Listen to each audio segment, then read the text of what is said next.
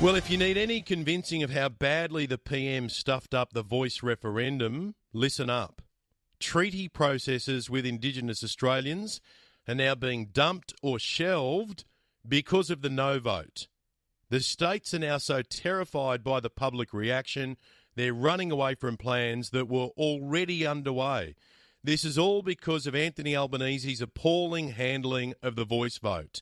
He had the chance to save it, but he ignored all of the warnings and drove the bus over the cliff.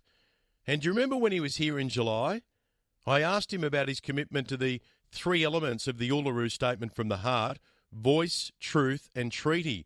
And Albo kept on saying that treaty had nothing to do with the voice vote. And whenever he was asked about it, he argued that treaty processes are already underway around the country.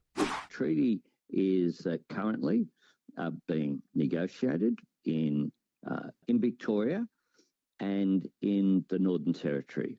So those processes are occurring. So that was the line he used over and over and over to deflect from the questions being asked. It was a case of don't look here, look over there. Well, guess what's happening now?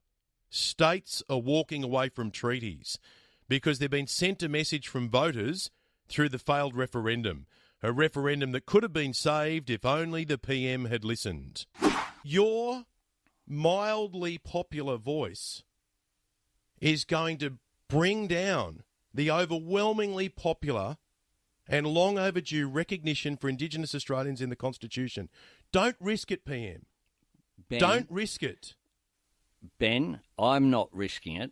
He risked it and he missed it by a long way. Only 39% of Australians said yes to his two-pronged proposal. Almost 61% said no. And now hopes of a treaty in Queensland appear to be doomed. The opposition there has promised to repeal existing legislation. And so the Premier says, well, we can't go ahead with it. It needs bipartisan support. Queensland's Path to Treaty Act passed their parliament in May with support from both sides of politics. But now the Liberal National leader David Crisafulli has backflipped, and reading the room, Anastasia Palaszczuk has backed away too. Anthony Albanese needs to understand this is his fault.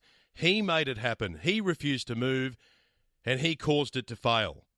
And you can bet your bottom dollar the same thing will happen in New South Wales.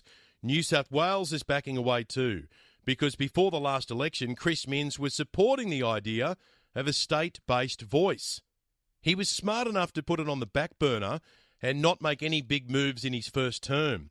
Now he's watched what's happened nationally, and there's no way in the world that he'll be proceeding. Labor's upper house leader Penny Sharp says a state-based voice is not our current policy. Chris Minns says we've got a mandate in place to begin the process of a treaty, but he won't say if he'll take any proposals for a voice or a treaty to the next election. Well, I can fast forward for you and tell you he won't. It's dead and buried. And the Indigenous leaders who fought for these reforms only have one person to blame: the captain and coach of the failed referendum, Prime Minister Anthony Albanese. And it really adds up when you consider the mistakes that he made along the way and all of those warnings that he got. And it's not like he can deny it. The audio's all there. I was begging him. This thing is going to fail, PM. Please. Take the win-win. Take the win on a legislated voice. Take the win on a referendum recognising Indigenous Australians in the Constitution. If not, you risk a lose-lose. And that's what he got. And now the loss is spreading. It's spreading to Queensland, spreading to New South Wales. And Anthony Albanese, you are to blame.